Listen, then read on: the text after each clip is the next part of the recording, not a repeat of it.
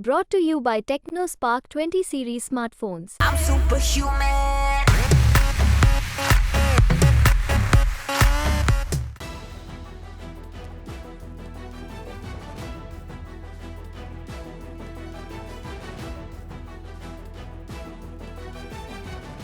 लोकसभा चुनाव को लेकर विपक्षी दलों के इंडिया अलायंस में सीट शेयरिंग का मामला देर से ही सही लेकिन सुलझने लगा है। आम आदमी पार्टी ने शुक्रवार को असम में बड़ा बलिदान करके कांग्रेस के सामने गठबंधन धर्म को लेकर एक मिसाल पेश की है। आम आदमी पार्टी ने गुवाहाटी से अपना उम्मीदवार वापस ले लिया है। इसके साथ ही अरविंद केजरीवाल की पार्टी ने कांग्रेस को भी गठबंधन के लिए बलिदान देने को कहा है। आम आदमी पार्टी ने कांग्रेस से डिब्रूगढ़ और सोनितपुर लोकसभा सीट से घोषित उम्मीदवारों का नाम वापस लेने की मांग की है। अब आम आदमी पार्टी के इस कदम से कई अटकलें और भी लगाई जा रही हैं, जैसे गठबंधन में अनबन का इशू। अब आम आदमी पार्टी के इस कदम के बाद कई अटकलें और लगाई जा रही हैं। बता दें कि दिल्ली, हरियाणा, गुजरात से लेकर गोवा के बाद अब आम आदमी पार्टी और कांग्रेस की राहें फिर से अलग दिख रही हैं। असम में लोकसभा की 14 सीट है। इसमें इंडिया गठबंधन के घटक दलों के बीच उम्मीदवारों के नाम को लेकर जंग छिड़ी हुई है। दरअसल यहां कांग्रेस की तरफ से 12 सीटों पर उम्मीदवारों के नामों की घोषणा कर दी गई है, जबकि इस गठबंधन के घटक दलों में से एक आम आदमी पार्टी ने यहां पहले से ही 3 उम्मीदवारों के नाम की घोषणा कर दी थी। इसके साथ ही यहां ममता बनर्जी की टीएमसी ने भी कोकराझार, भारपेटा, लखीमपुर और सिलचर सीटों पर अपने उम्मीदवारों के नाम का ऐलान पहले ही कर दिया है। अब इसका आखिर मतलब क्या है?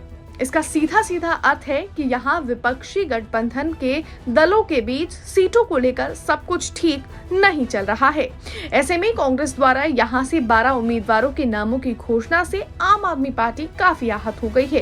कांग्रेस की तरफ से उम्मीदवारों के नामों की घोषणा के बाद आम आदमी पार्टी की तरफ से पत्र लिखकर कहा गया है कि असम की 3 गुवाहाटी, डिब्रूगढ़ और सोनितपुर सीटों पर पहले से ही पार्टी ने अपने उम्मीदवार घोषित किए थे।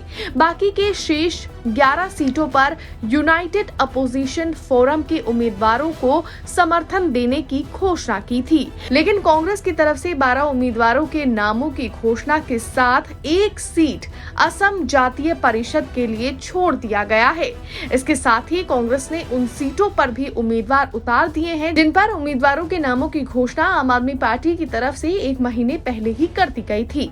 अब आम आदमी पार्टी की तरफ से जो लेटर लिखा गया है उसमें आगे लिखा गया है कि पार्टी जानती है कि 2024 का लोकसभा चुनाव ऐतिहासिक होने वाला है।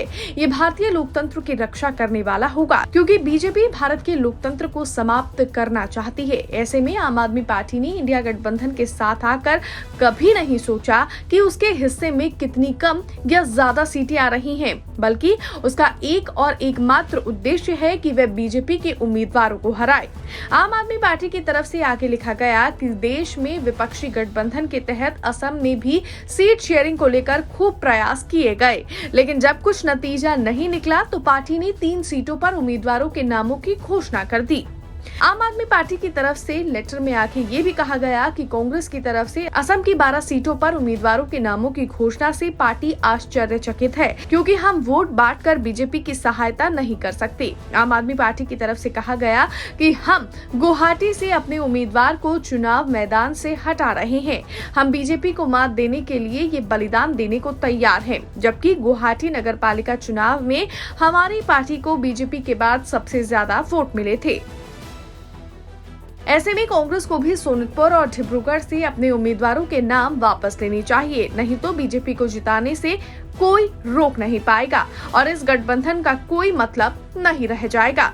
ऐसे में अब देखना होगा कि आम आदमी पार्टी के इस बलिदान के बाद क्या कांग्रेस भी 2 सीटों से अपने उम्मीदवारों के नाम वापस लेती है, या फिर असम में आम आदमी पार्टी और कांग्रेस का गठबंधन नहीं हो पाएगा। ब्यूरो रिपोर्ट, दिल्ली तक।